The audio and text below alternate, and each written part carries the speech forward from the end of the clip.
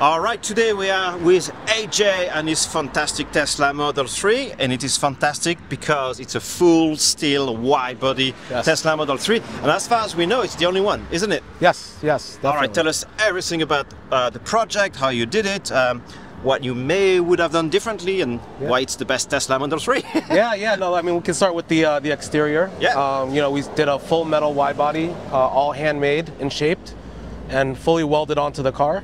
It's not just fender flares, but you know, we extended also the rockers. The front bumper was also modified to be able to be wider as well, and that's all metal as well. So why opt for the metal option? It's obviously much more labor intensive, potentially much more expensive. Yeah. So I actually started off with a JDM kit, Artisan Spirits, for the wide body, but quickly realized that many people were starting to do wide body and we're going to go wide body, so I wanted to make sure that I had something that nobody else could have. So, You wanted to be unique. Yes. And it is quite unique. So obviously the back is also full metal. Yep. Yeah, we'll have a quick look. So this is 45 millimeters wider in the front and 55 millimeters wider in the rear. So that's more than 2 inches. Yeah. Yeah, wow. So that brings us to the wheels. What option did you take? And let's talk about the wheels and then the suspension. So the wheels are Rohana RFG 15s. They have a carbon barrel to them. 20 by 11.5, and then some titanium lug nuts as well. Wow. You know, I wanted to work a little bit more on some of the details. So did you opt for the wheels first and then build the flares, or how does it work? I mean, that's a great question. So the car was built for SEMA last year. You know, we didn't know exactly how much wider everything was going to be and what would fit. So originally I went with some older wheels that I had. It's a wheel that was discontinued, SSR Koenig. So I had those custom built in a 3-piece and basically played it safe with the wheel fitment. Yeah. And then the car was actually painted House of Colors pearl white before for SEMA.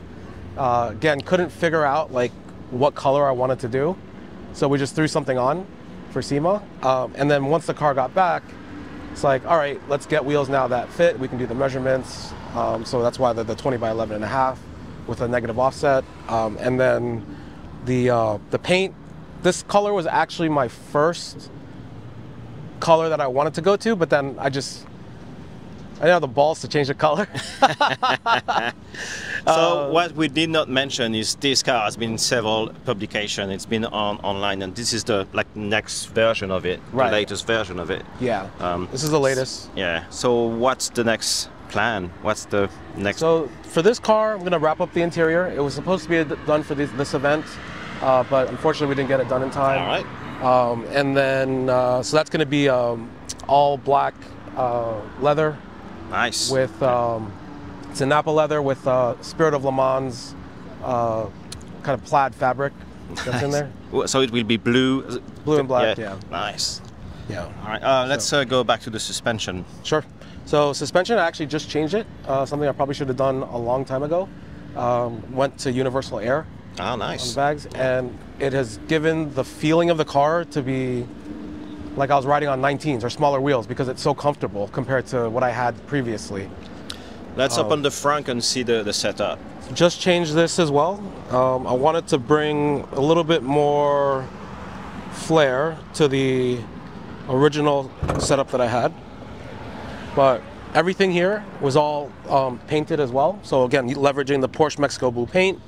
With it's like we jumped into the 90s or early 2000s. Yeah, so it's that marbleizing paint technique. Yeah. Just made this floor with the LED lighting in here out of acrylic. So there's 3 layers of acrylic. There's a black, there's a clear, and then a last layer here that we actually painted as well.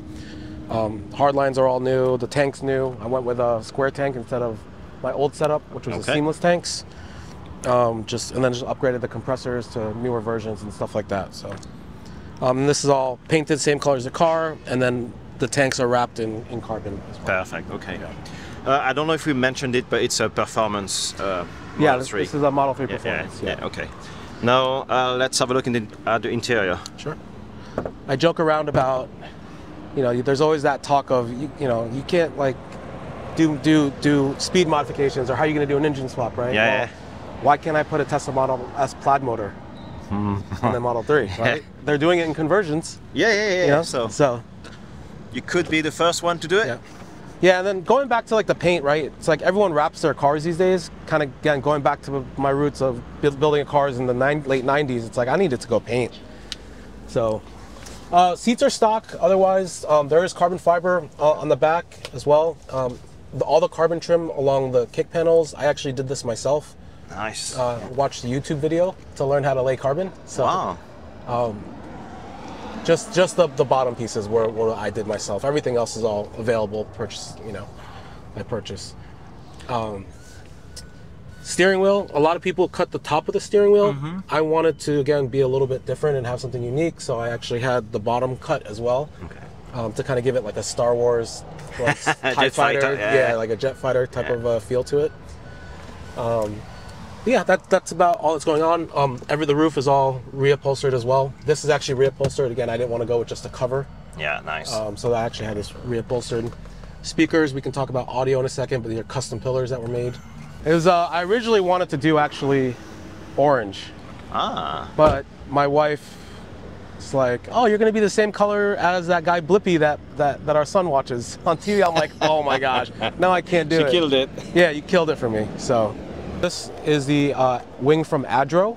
My buddy Casper Model 3 got the pre-production wing, and then I was able to get basically the first one even before they opened the pre-orders out. Nice. So I think it really gives it like kind of that final touch on the wide body. Yeah. So what were the main challenges in building your car? I mean, besides the all steel bodywork. Yeah, I mean, the challenge is usually timing, right? Having to do the official SEMA crunch and experiencing that, that's kind of like been the main challenge just recently. But overall, challenges are trying to find people that are willing to work on the car, right? Even just getting a regular alignment is something that's very difficult to do.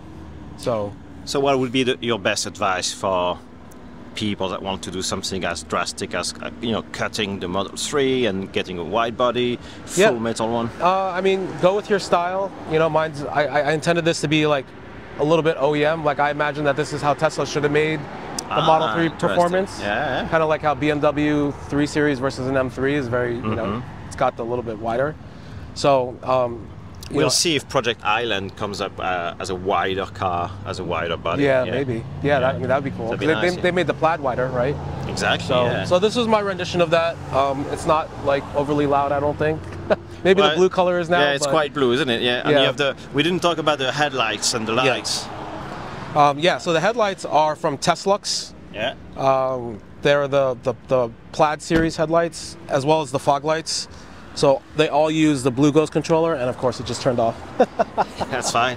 And you can control it from your phone? Yes. Yeah, you can control it from the phone. So everything's actually all wired together to even where the lighting will have the same pattern under the hood. So. Right. So you're part of the Roon Club. Yes. Could you tell us in a few words what it's all about, how you guys meet, and how you become a member? Yeah, so Roon started off as just a hashtag on Instagram of the first Model 3s that were attempting to put air suspension on their car, bag their cars. There was no kits available. So that's kind of like where the name comes, because no one knew if they were going to ruin their car, right, by messing with the suspension. Roon has grown now to become it's actually gone through several different phases, from the Instagram hashtag to then, just a place for, like almost like a group that everyone wanted to be a part of on social media, into a car show team, to where now we actually partner with a lot of the brands that want to get into the EV space, and we help them in that way. So we consider ourselves the #1 brand partner for the EV industry and the EV aftermarket.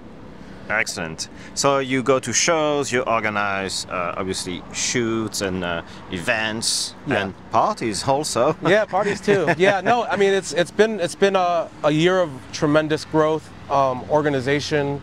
So I'm the vice president of Roon, but I also handle all of our brand partnerships that we have, and it's been a lot of work. It's a lot of good times. We get to meet great people like yourself, and do some really cool things together. And You know, I think the EV industry just needs a lot of education. I think some of the education that goes out today, both from an OEM perspective, but even the aftermarket perspective, is kind of like the wrong way to go about it. Okay. I think sometimes, like, if we have, like, you know, that say no to gas signs and things like that, I think it becomes a little bit aggressive, and then that way it'll create that divide, right, between people. Well, I think people like you make it even more fun to drive an EV. So it bring interest from any type of crowds, from a younger audience to the old schooler who, you know, were modifying their Hondas back in the early 2000s. So yeah, it's funny because I actually bought a family car, Kia Telluride, and after I've had this for 3 years, and I hate going to the gas station. I just hate going. Every time I fill up gas, I'm like, there's like $50, $60 that I didn't have to spend, you know. So what's the next step for the club? Just to continue on helping drive the EV aftermarket forward. Okay. You know, I personally think that in the next year or two, the overland market for EVs is going to get big. I'd love to start seeing other cars besides Tesla start to really get modified. I'd love to continue to see the EV swaps, like, you know, become more affordable for people. I think that's a great thing to be able to keep the classic cars alive, you know. So any way that we can help is our goal, and to drive that mission forward. Excellent. Thank you very much, AJ, and we'll see you soon at all the events in 2024. Yes, thank you. All right, bye-bye. Bye.